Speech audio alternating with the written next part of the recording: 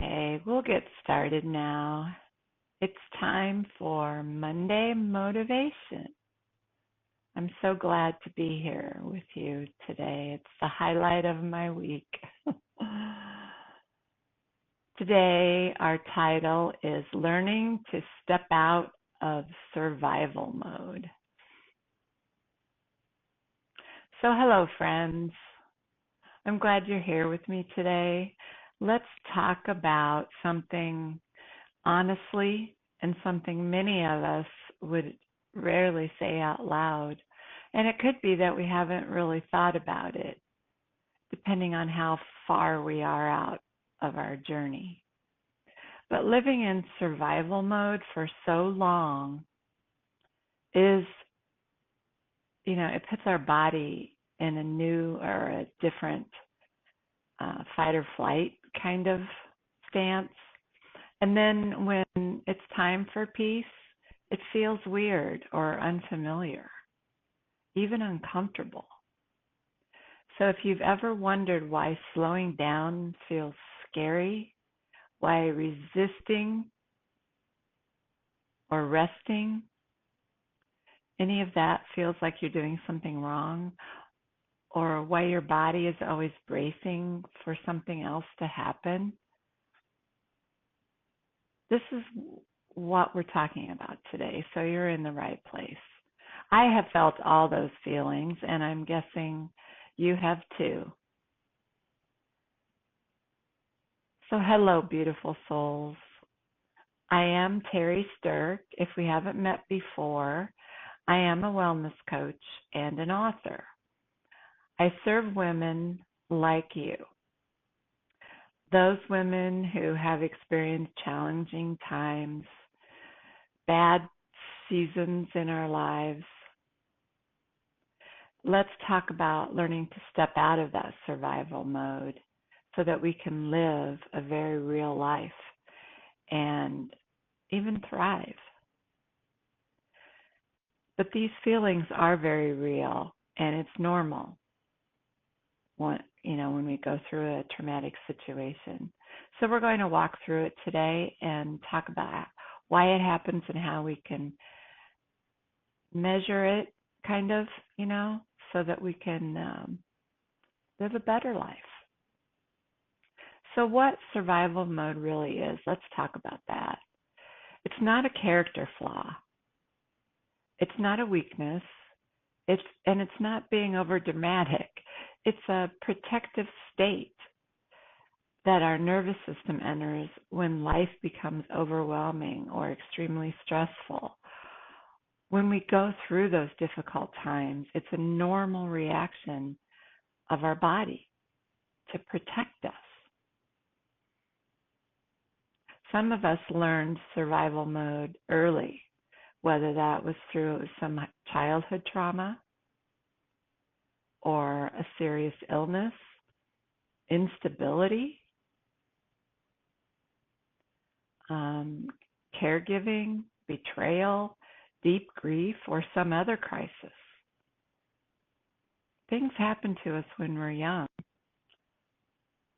But some of us don't experience it till later, after a season we didn't choose as an adult, but we had to endure. We've all been through it at some point in our lives and may still be in survival mode and not even realize it. Perhaps we're stuck there because of anxiety or stress or ongoing treatments or uncertainty. Survival mode says, stay alert, pay attention. Don't let your guard down. And it also says, don't let the rug get pulled out again. So instead of being surprised, we're always looking for the problem because we don't want to be surprised again. And honestly, survival mode keeps us alive. It keeps fighting. It keeps us ready for the battle, whatever that next thing might be, to get through whatever is happening. It keeps you functioning when life is heavier than any one person should have to carry. So let's honor that. Let's honor what you've been through. We don't shame it. We acknowledge its purpose. We know that our body did a lot to keep us safe so that we could continue to endure and get through cancer or other sorts of loss, other sorts of trauma. But here's the truth. We have to speak plainly. We can't just cover it up. Survival mode is meant to be temporary. It isn't a way to live this normal life. So let's not call it normal. Let's call it temporary. When the crisis is over, or when your body begins to realize it's safe now, peace arrives. But peace doesn't always feel peaceful. Why does peace feel uncomfortable? So let's talk about that. I remember these feelings, and I wondered how, if you have too. When you've lived in high alert status for months or even years, your nervous system becomes used to that stress. Your body begins to expect it. It learns to read calm as something must be wrong because it's not accustomed to those calm, restful feelings. So when peace shows up, stillness feels threatening. Quiet feels eerie and kind of creepy. Rest feels lazy or unproductive. We always feel like we should be doing something. Joy feels suspicious. Like, am I really feeling joy, or should I step back? Do I deserve that? Safety feels surreal or not even real. This isn't because you don't want peace or calm or stillness or to feel joy or restful. It's because your body hasn't yet learned to recognize it. That is a biological response. It's your body protecting you. The nervous system holds memory, not just your mind, but the body holds on to that trauma as well. So if peace feels strange to you, that is a typical response to ongoing stress. Your body is simply catching up to the truth. That's where healing begins. The struggle may be over, but your heart hasn't fully heard it yet. Your body is still adapting to a new life. So we should find a gentle way forward. Instead of just jumping back into life, we need to heal our body and our mind and our spirit. This is where many women try to just leap straight into that healing mode, maybe even past it. Sometimes it's because we have to get back to work. Our employer doesn't say, oh, just go rest for a while. The doctor releases you and you're right back to work. They try to overhaul your life overnight. They try to be peaceful immediately. But healing isn't a grand gesture. Healing happens quietly. Healing is slow. Healing reteaches our body that we're safe and that we are healthy again. So today, instead of trying to fix anything, soften. Be kind to yourself. So begin with small, gentle steps. That's why I call stepping out of survival mode. You don't just take one big leap. It's many little steps. try this. Just sit for a moment quietly in stillness. How do you feel? Do you feel anxious?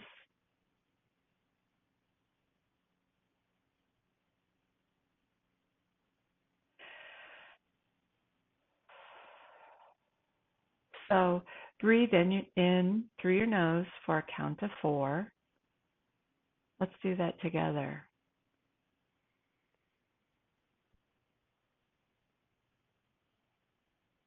And then exhale for a count of 6.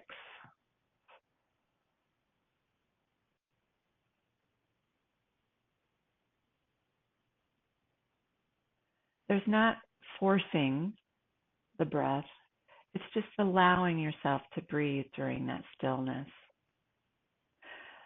And notice one good thing as you're sitting there quietly. What is one good thing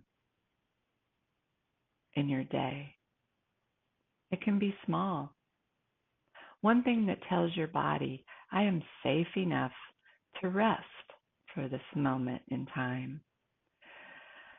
Maybe a good thing is the warmth of your coffee in the morning. It's just paying attention to those small things, like the softness of your sweater or the buttery softness of a sweatshirt in the cool air, the steady rhythm of your breath. Maybe it's a bird outside your window or a beam of sunlight on the floor creating shadows, or it's laughter of your child or grandchild. Small doesn't mean insignificant. Small is how the nervous system learns to be safe again and to realize that calm is a normal way to live, a better normal. So honor the small steps always. If peace feels uncomfortable to you, don't rush yourself. Just sit quietly and breathe through it. Don't judge yourself and just shove it under the rug and walk away. Sit and feel the feelings. And please don't shame yourself for needing more time to just sit. Healing is not a competition. And there's not a right or wrong way to do it. You survived what tried to break you. You endured what others did not see, the quiet pain that you kept to yourself. You carried burdens you didn't choose. And now you're learning how to live again. Not just to survive, but also to thrive. That takes courage. It takes compassion, self-compassion. And it takes patience. So today, I just want to leave you with this. You are allowed to rest. When your body says, I need to sit down and rest, do that. Be still with nothing to do. Soften yourself. That means let your shoulders fall and just relax instead of always engaged and alerted. You're allowed to feel safe again, slowly, gently, and honestly. You don't have to earn peace. You are peace. You just maybe aren't ready for it, depending on where you're at in your journey. You only have to begin to receive it, and you don't have to do it alone. That's why I'm here doing these lives each week, helping you to understand what's happening in the healing process. And I'm here to walk this with you. So today, let's choose one small thing that tells your mind and body, I am safe to breathe.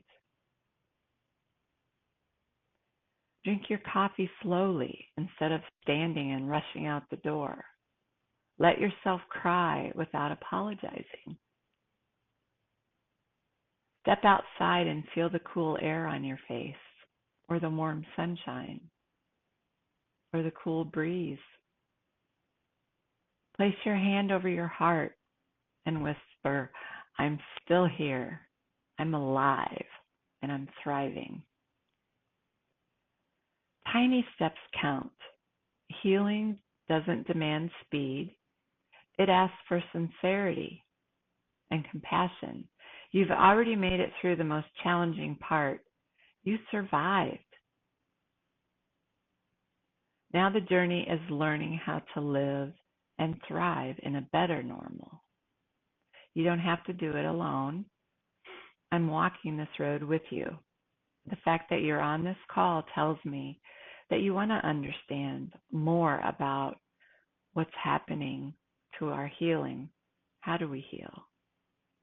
I created a handout to help you begin to step out of that survival mode, to actually understand if you're still in it, maybe, when you thought you were out. I'll leave a link at the end of the video. So that's what I have for you today. If you have any questions, let me know. Send me a note if you have questions about anything we've discussed.